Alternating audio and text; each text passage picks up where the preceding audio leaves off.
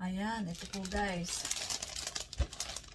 So, ito yung pagpapak natin ng folders na ipapadala sa Amazon. Ay minimake sure natin na magagandang quality. Dahil dito po sa Amerika ay 100% customer service po dito. Ay, ibig sabihin po ay pwedeng ibalik ng customer kahit walang reason. Halimbawa, hindi niya lang nagustuhan, ganun. Pwede na lang ibalik yon. So, yun ang iniiwasan natin. Make sure na maganda. Pagpapak, ito po yung thank you letter natin. Ito po yung Amazon warehouse na napaka-importante po. Tapos, ilagay natin dito na nakaayos. Ito pong plastic na pinagawa kong polybag po ay pinagawa ko rin po ito, pina-personalize ko. So, yun, syempre may additional fee. Pero at least, ina-advertise mo na at the same time yung store mo. Saka maganda rin guys, tingnan pag pini-personalize yung packaging.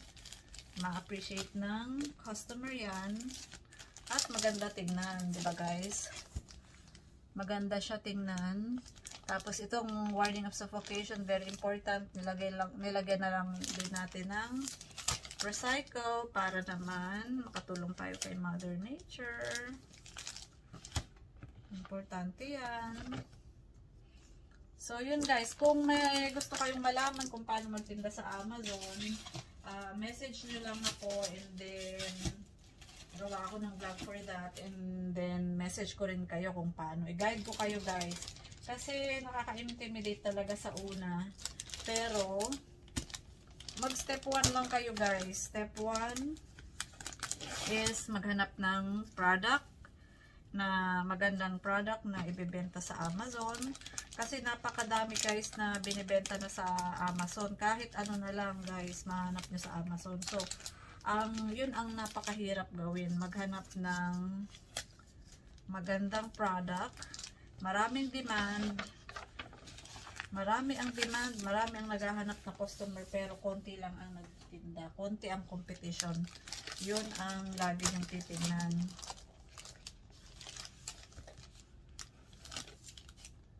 Kasi mahirap pag maraming competition guys.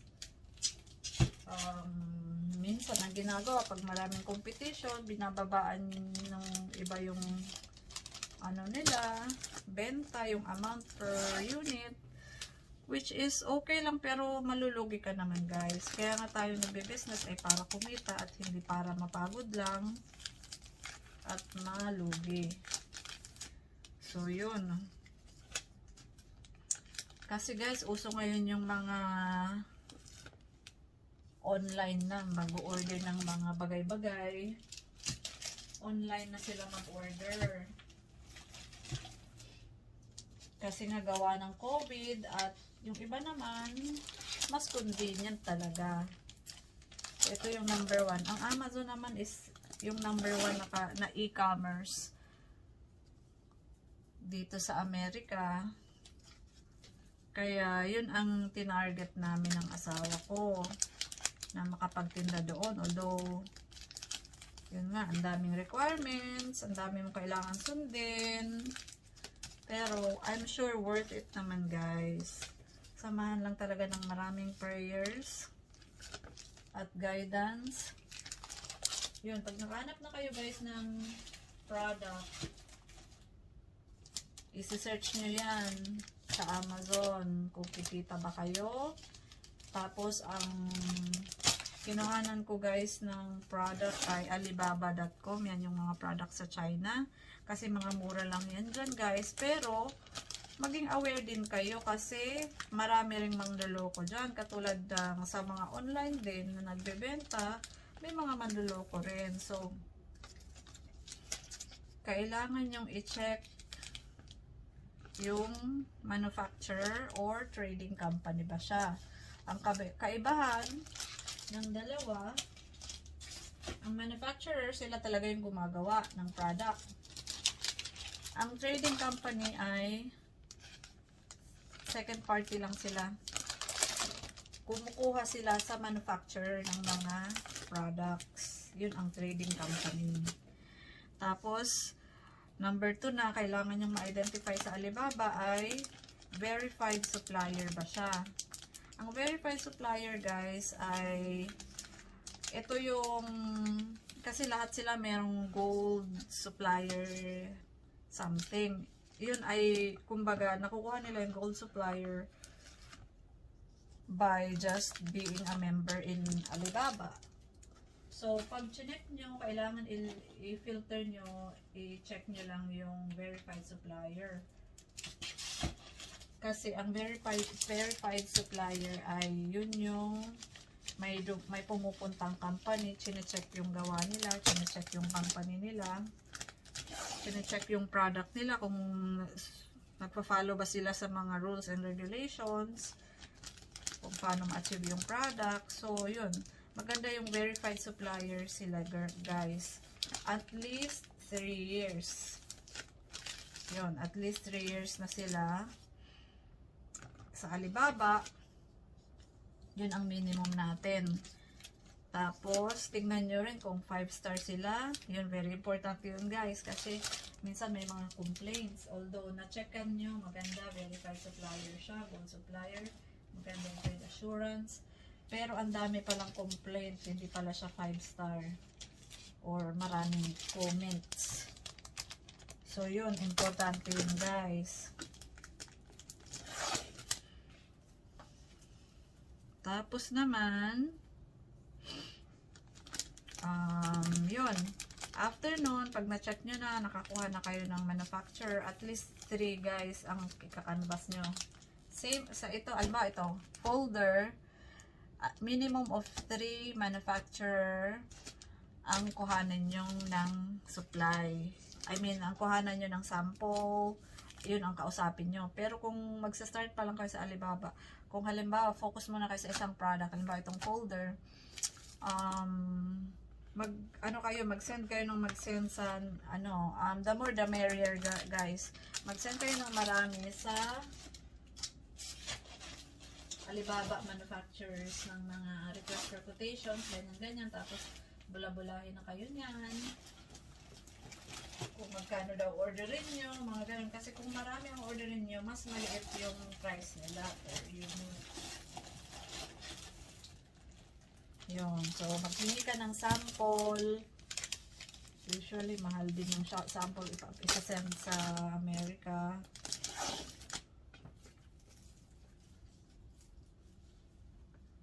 Mga $50, $60 guys, ganun. Pero, yun, para ma-check nyo kasi dapat good quality yung nakuha nyo.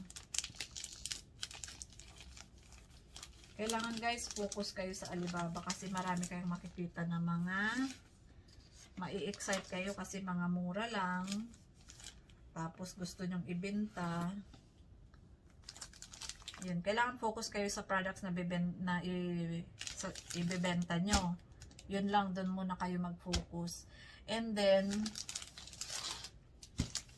pag nakuha nyo na yung yung sample nyo, yun, mache-check nyo na dun, yung quality, maganda ba siya. Pag pag maganda na yung quality, ang i-check nyo naman, kung halimbawa, parehas sila, maganda yung quality. Ang i-check nyo naman ay yung communication.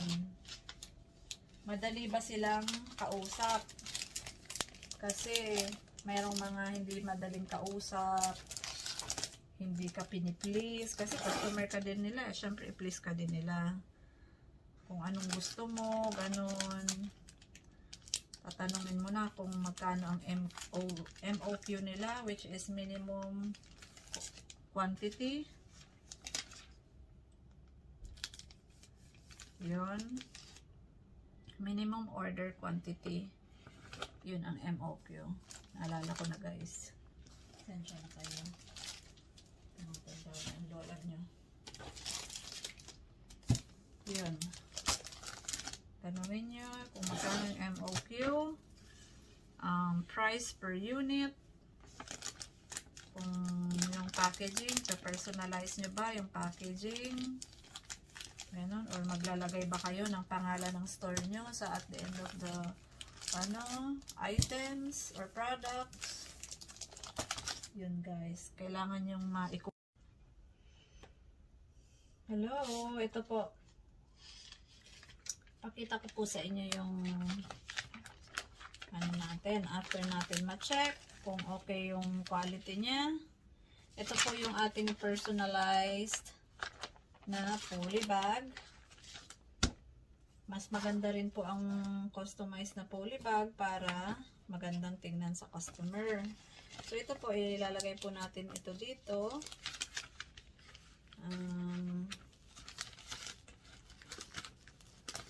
Yan. Ito po yung mga good quality na na-check na natin.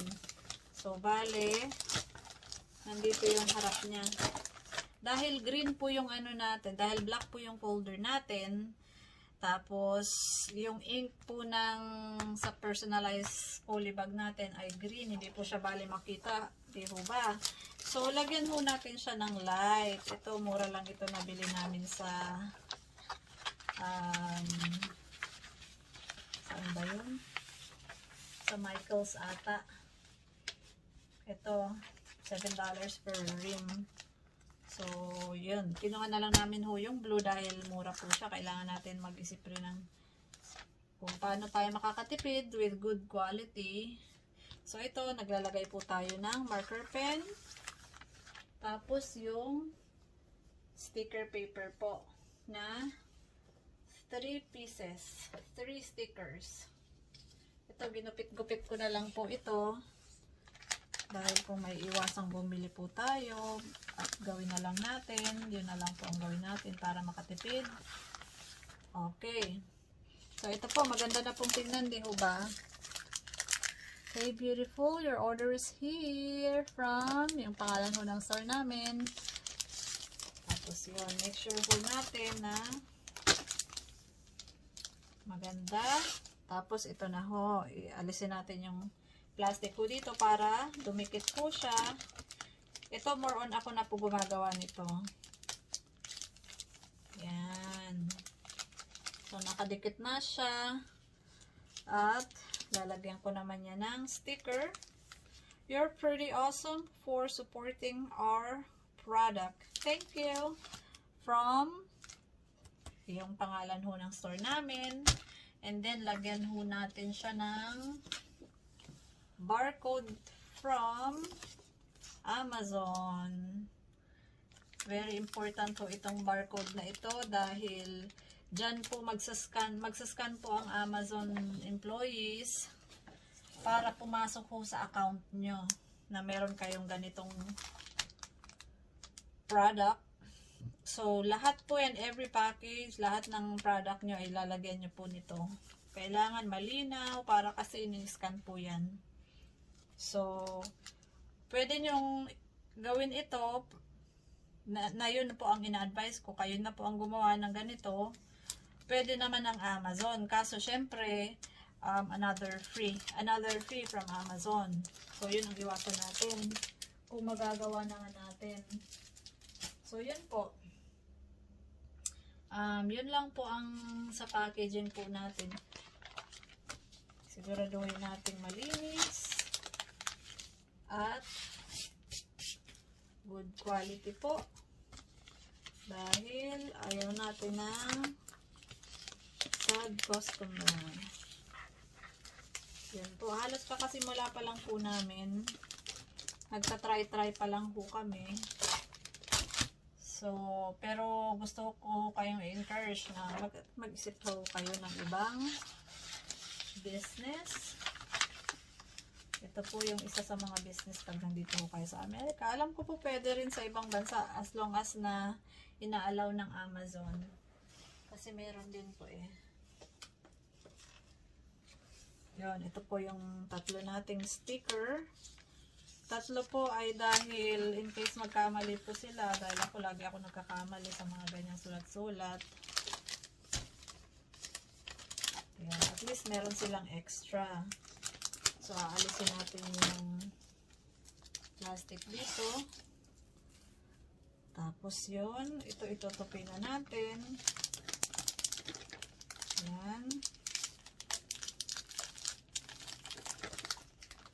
Tapos, Lagay natin yung sticker. Yun. Gagawin ko po ito 1,000 times. Pero nag-e-enjoy po ako dahil nasa bahay lang. At nakapangbahay ka lang. Walang pressure. Alam niyo po yun. Kaya parang hindi ako napapagod.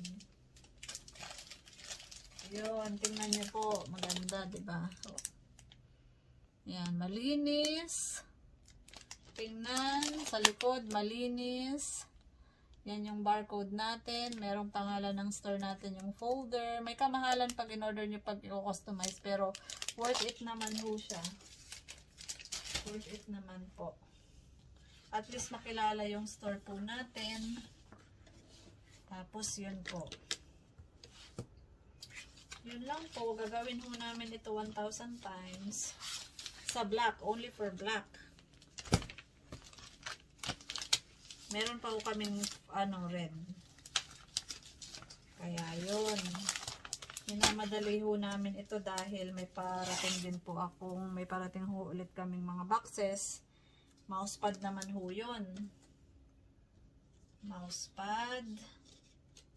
So yun ho.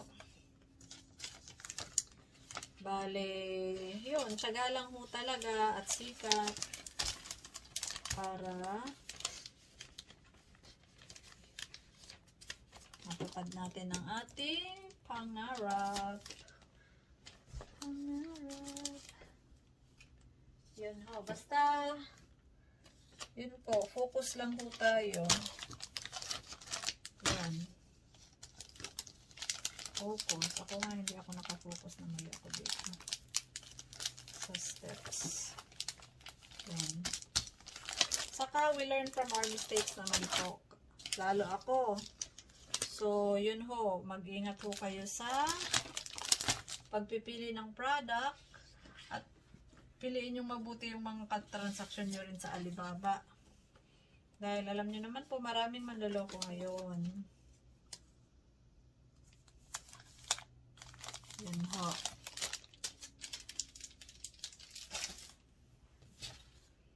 Opo. Yun lang po mga kaibigan, pinakita ko lang po sa inyo yung kung paano po kami paano namin ginagawa yung sa Amazon.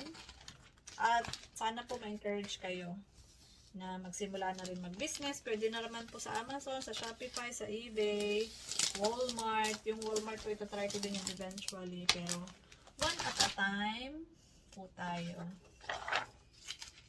Yun. Ang importante po ay nag-i-enjoy tayo naman. Nag-i-enjoy po tayo sa ginagawa natin. Kaya hindi tayo napapagod. Ayan po. Ayan po. Please like and subscribe my channel.